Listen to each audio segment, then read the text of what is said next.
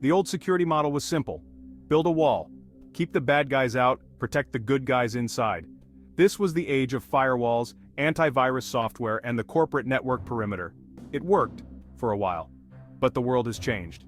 The rise of cloud computing, mobile devices, and remote work has shattered the traditional perimeter. Data now lives everywhere, accessed by devices from anywhere. The castle walls have crumbled. Traditional security models focused on perimeter defense are now insufficient. They rely on a trusting inside and an untrusting outside. This is no longer realistic. Attackers are more sophisticated, finding vulnerabilities in this outdated model. They exploit human error, target individual devices, and move laterally within networks, often undetected. The old ways simply can't keep up. Enter Zero Trust. This security framework discards the old assumptions of a trustworthy inside. Instead, it operates on the principle of never trust, always verify. Every user, device, and connection request is treated as potentially hostile. Zero Trust isn't about building higher walls, it's about eliminating the concept of an inside and outside altogether. It assumes that breaches are inevitable and focuses on minimizing damage. This approach requires a fundamental shift in security thinking.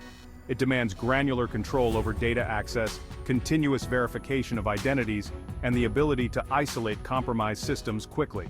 By embracing a zero-trust model, organizations can build a more resilient security posture, better equipped to handle the complexities of today's threat landscape. Zero Trust is built on several core principles. Understanding these is key to implementing this new security paradigm. First, verify every user and device.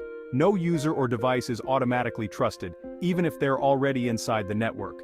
Strong authentication methods like multi-factor authentication are crucial. Devices must be authenticated and their security posture validated before granting access. Second, least privilege access. Users and devices are only granted access to the specific resources they need to perform their tasks, and nothing more.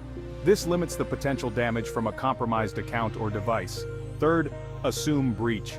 Zero Trust assumes that a breach has already occurred or is inevitable. This means focusing on detecting suspicious activity within the network and limiting the impact of a potential breach. Lastly, continuous monitoring and response. Network activity is constantly monitored and analyzed for suspicious behavior.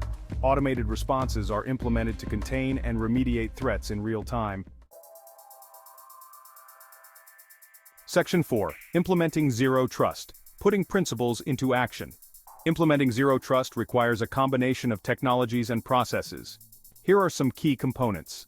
Identity and Access Management, or IAM. Solutions control user access to resources based on roles, responsibilities, and authentication factors. Network segmentation involves dividing the network into smaller, isolated segments to limit the lateral movement of attackers.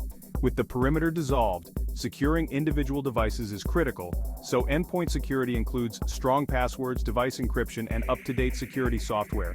Microsegmentation takes network segmentation further by creating secure zones around individual workloads and applications. And finally, encrypting data both in transit and at rest ensures that even if it's compromised, it remains unreadable. Section 5. Zero Trust in a Modern World. Addressing today's security challenges. Zero Trust is not just a theoretical framework, it's a practical necessity in today's interconnected world. Here's why. With employees working from anywhere, the traditional network perimeter is irrelevant. Zero Trust secures access based on identity and device, not location. Insider threats, whether malicious or accidental, are a major concern. Zero Trust's least privilege access and continuous monitoring help mitigate these risks.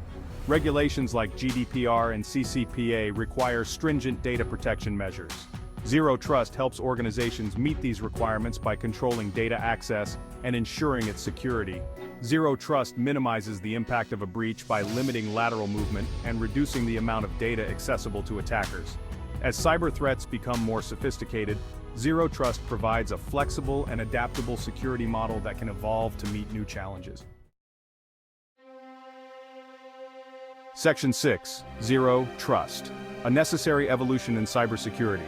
The cybersecurity landscape has shifted. The old ways no longer suffice. Zero Trust is not just another security buzzword, it's a fundamental shift in how we think about and implement security. It's about acknowledging that trust is no longer a given, and verification must be continuous. It's about building resilient systems that can withstand attacks and minimize damage. Adopting zero trust is not a one-time project, but an ongoing process. It requires organizational change, technological investment, and a commitment to continuous improvement.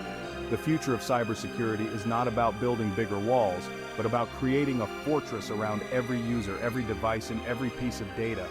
This is the promise of zero trust.